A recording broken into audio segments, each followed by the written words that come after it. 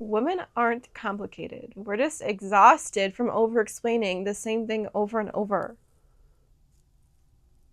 Okay.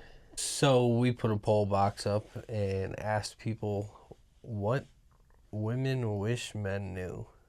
Yep, I put a poll box on the IG last week after we did the What Men Wish Women Knew. Yeah. And I put I didn't answer the questions, even though I wanted to, because some of them are really good. I wanted to save them for the podcast. So I have a few of my own points that I want to talk about that I already had in mind for this, but I also am going to touch on what people put in that question box because some are kind of juicy. Okay. I'm interested to hear. Little life update here before we get started. Steph finally got most of his sleeve done. I got some left though. We got to fill in. If you're watching this on YouTube, if you're not, rate us a 5-star if you're watching, or if you're listening on Apple Podcasts or Spotify. But if you're watching on YouTube, you can see. Sorry, we have our third cold of the year. You can see that this inner elbow part is open, and then obviously my elbow, and then like in my tricep area, I still got to get done. So on a scale of 1 to 10, how painful was it? The top part of my forearm, probably like a 2. Like it really didn't hurt at all. There was like a couple spots that it kind of hurt, but no. The bottom part of my forearm, It's pretty dark. yeah, it's really dark. It's really shaded. That was the worst pain of my life, actually. There's nothing worse. I have the inner part of my bicep done, and the forearm hurt worse. I don't think most people get detailed pieces, because even one of the artists was like, man, that's a crazy detailed piece for something you're never going to see. I'll see it like this, and I'll see it in pictures, but like...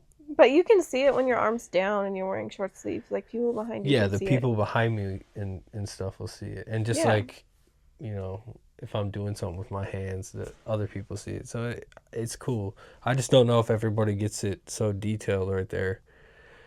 And maybe that's why it hurt so bad. That was 11 out of 10. That was horrible. I was literally catching an attitude with the tattoo artist in my head. Like, I was saying to myself, like, God, like, bro, are you almost fucking done? Mm-hmm. Like, hurry the fuck up. What are you doing? Yeah, you were there forever, too. And, like, I signed up for it. So, yeah. He's just doing his job. Yeah. Another update is, we have our third cold of the year. Yeah. Round of applause for that. I feel like doing podcasts this year, we really tried to stay consistent and we're still on schedule. And as much as I hate listening to sick people, we've pushed them back further in the week than we physically can. So this is the best you're gonna get today for sounds. I'm losing my voice a little bit, but that's okay as long as I don't sound stuffed up like Steph does. Yeah. Since the year started, January 1st to the 4th, we had a short cold. Then 2 weeks went by, and then we got another cold. And then 2 weeks went by after we got rid of that one, and now we have another cold.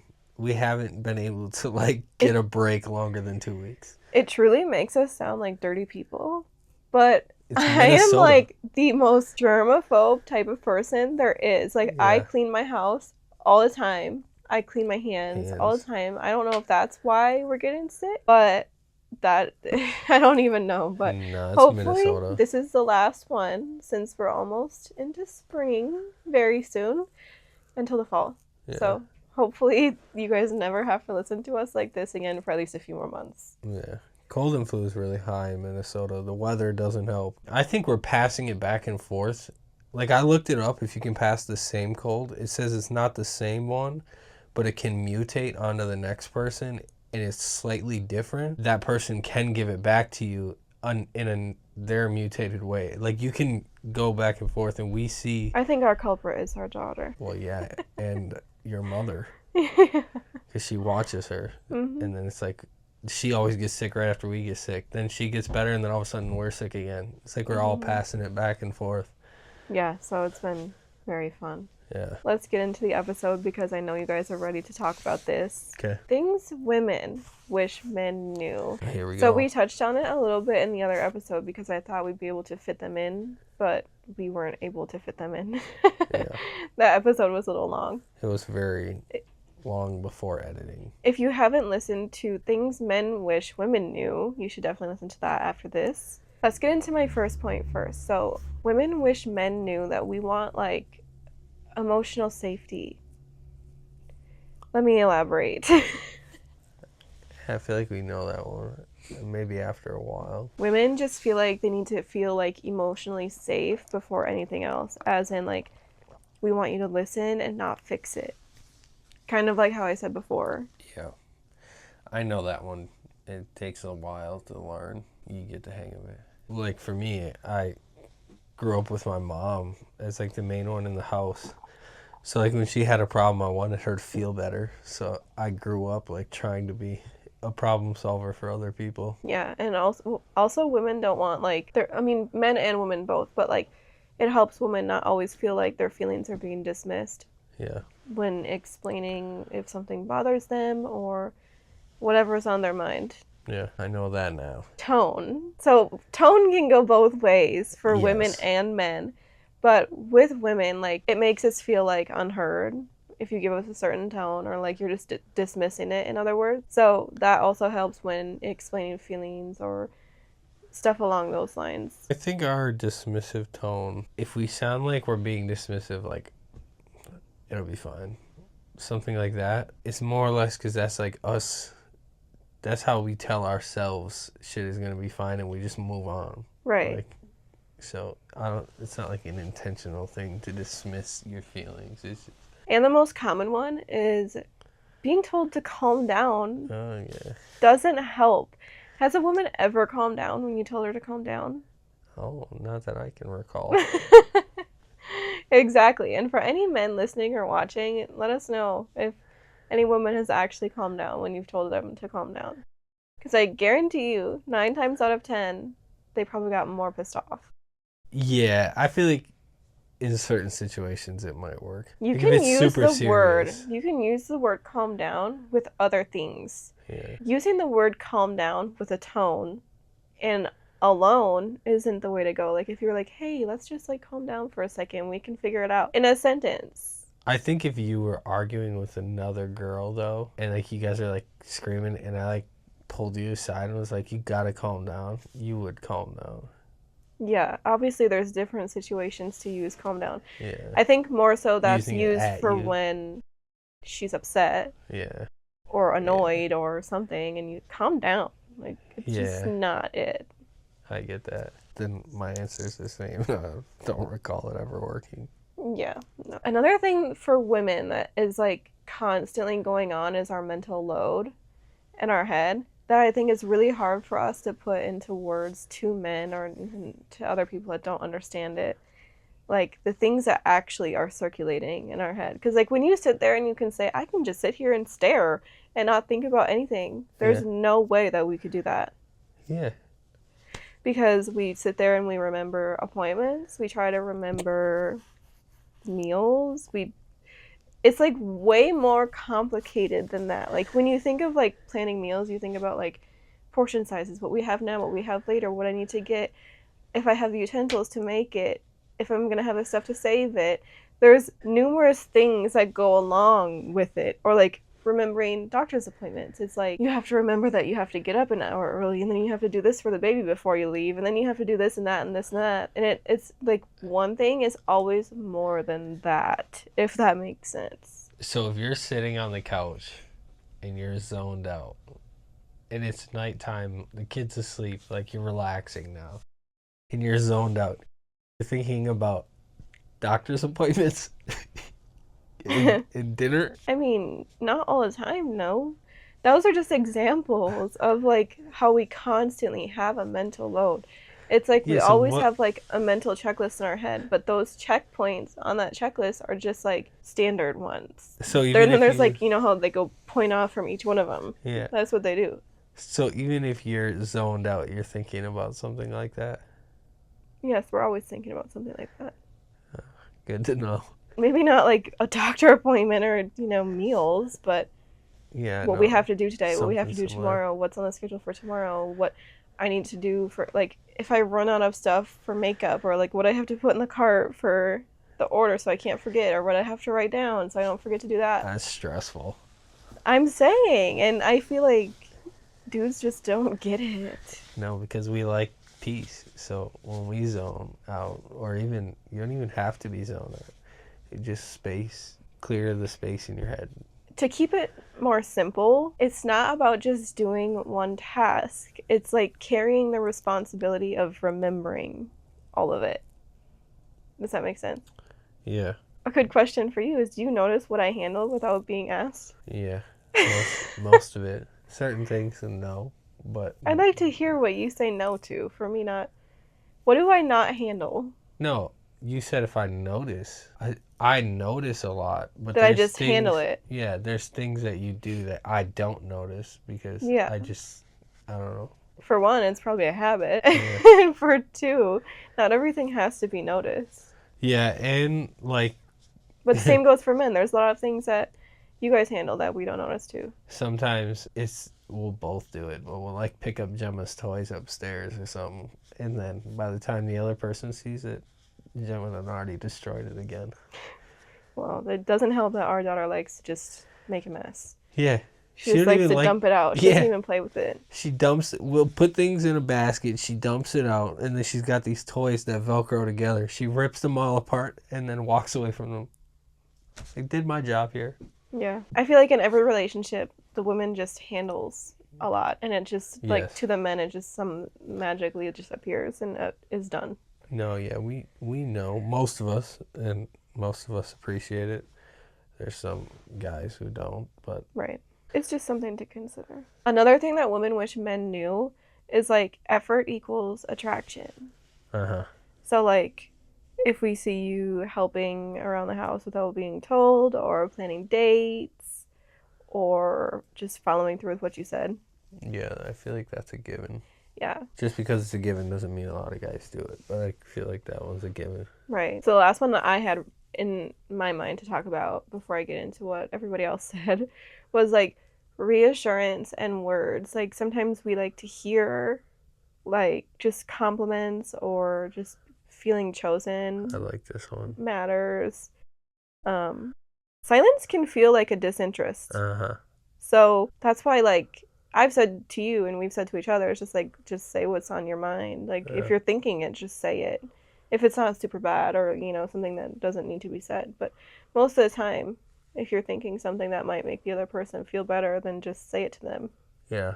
I like this one a lot because it's something that we have struggled with a lot throughout the years. Like me personally, because I think a lot of things, but I don't say a lot of things. Yeah, I know. Like I'm kind of for those of you who know me off of social media, I'm pretty quiet, especially if I'm not around, like if I'm not in a party setting. In a party setting, I'll be the rowdiest one, but also just like on average, I'm really quiet. I don't like to talk a lot. So that's just who I am. But I'll think a lot of things, like I'll say compliments all the time in my head, and over the course of our relationship, I've had to work on like voicing them, and I still do work on it.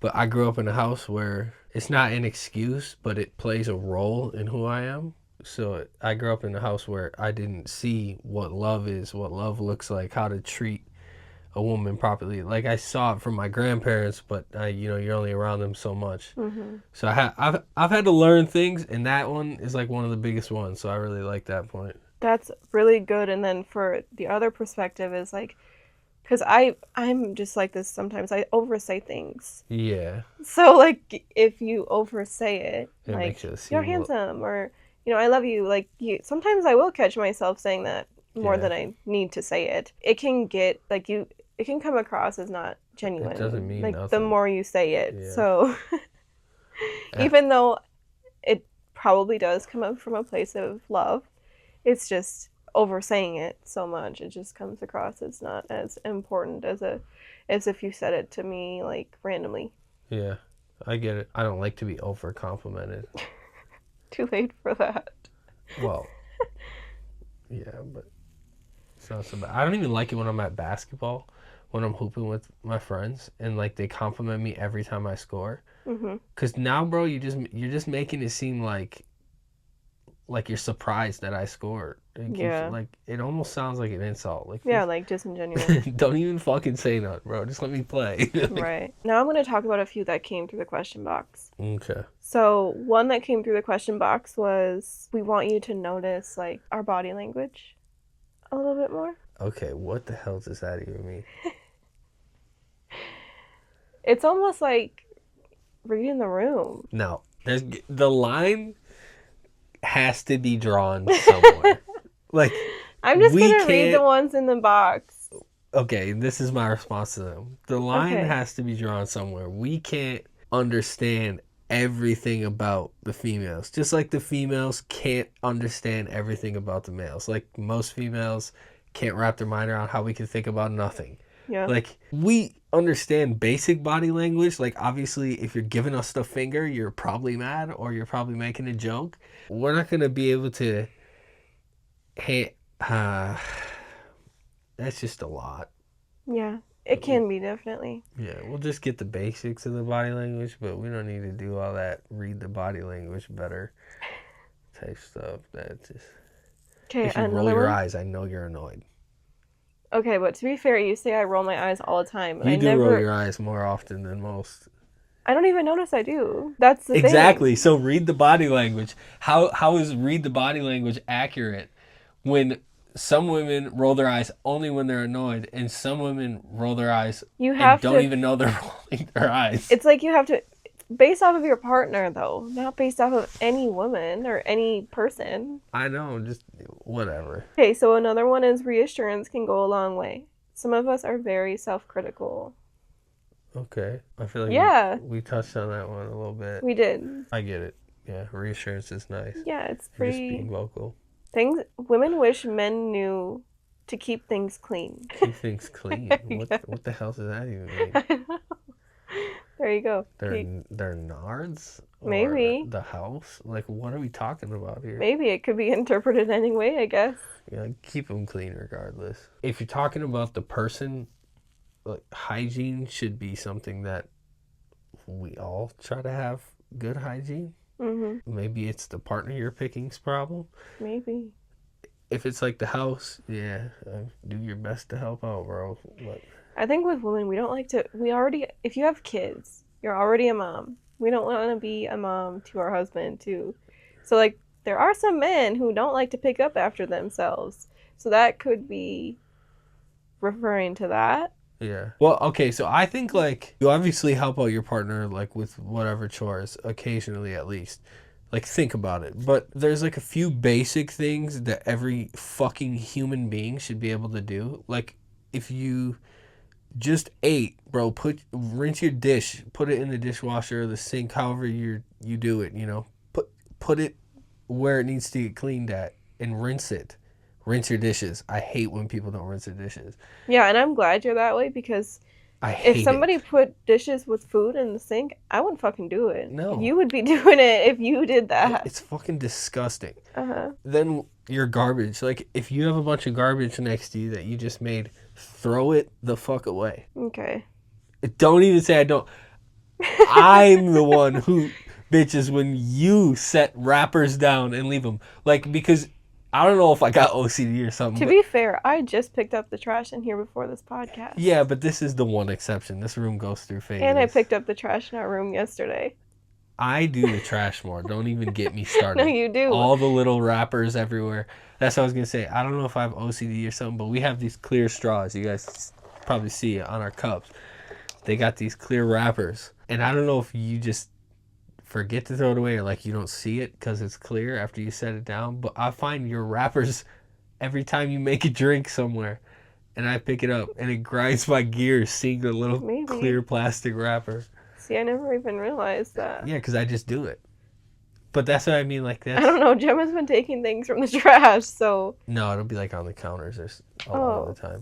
But you gotta have those basic things, like just pick up after yourself, rinse your dishes, stuff like that. When we say don't stop just like that, it means exactly that.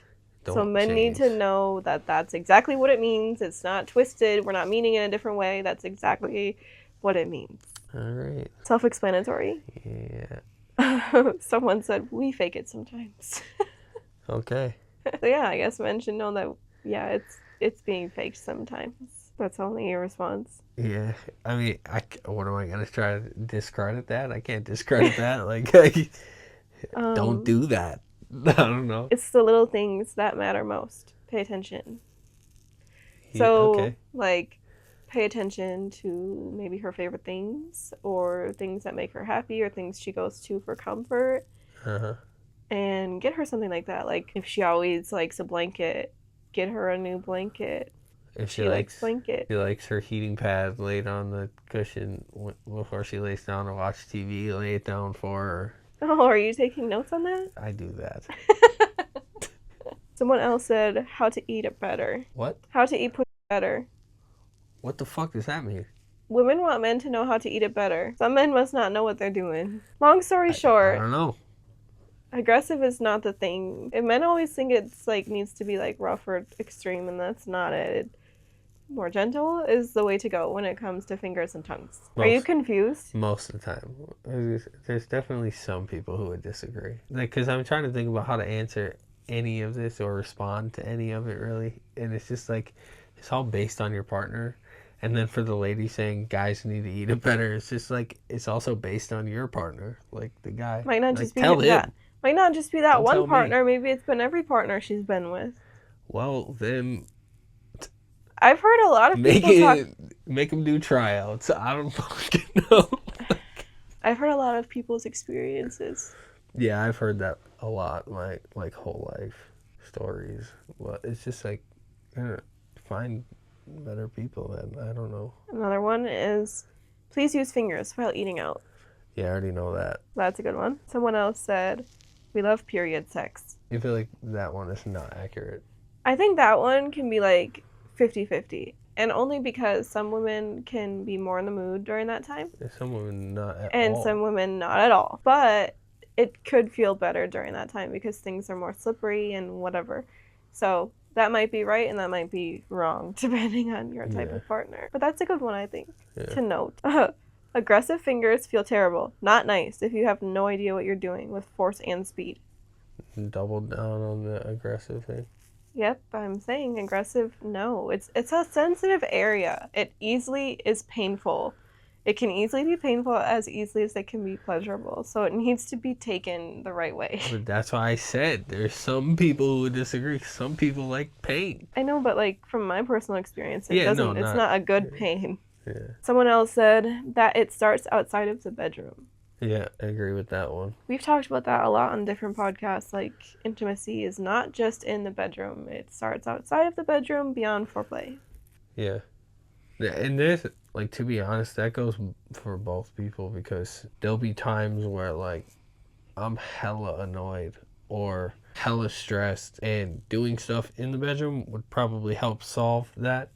But your brain, like, just can't even get past it sometimes. Like, it's a little different because outside of the bedroom really means a lot of things. Yeah. But that was just one example for me. Someone said when we say yes right there, don't change anything. There's another one. Doubling down. Someone else said doing it right in motion versus speed. So motion is better than speed, and I have to agree with that one. I don't think that speed is always for the women. Like, I don't think we always... To be honest, I don't really think we care that much about speed. Because speed intensifies the feeling for us. So I feel like that's why. Mm-hmm. And I don't know, it's just like something about the... maybe it's just me, but like something about like hard and fast is like... it's an alpha thing. Like, yeah, I know. What is the word I'm looking for? Dominant? Well, yeah, dominant, but not like that. Like, I'm thinking, it's like ingrained in us, like it's probably from way back when we were cavemen, like a survival instinct type thing. Like, you gotta be the hardest, the strongest, the fastest. It applies to everything, except you don't always want the fastest part. Yeah, you might not. When we get close with oral, don't move or switch up rhythm. Triple down. Another one, tongue is not only for ice cream. And that's actually it. I think those were really good that dudes should note. Yeah, I think we covered everything we need to cover in today's episode. If you're listening on Spotify or Apple, please make sure to rate us a 5-star. And we do have a new YouTube page for the Backdoor podcast. So if you want to watch the visual podcast, go to the Backdoor podcast on YouTube. All right, well, the Backdoor is now closed.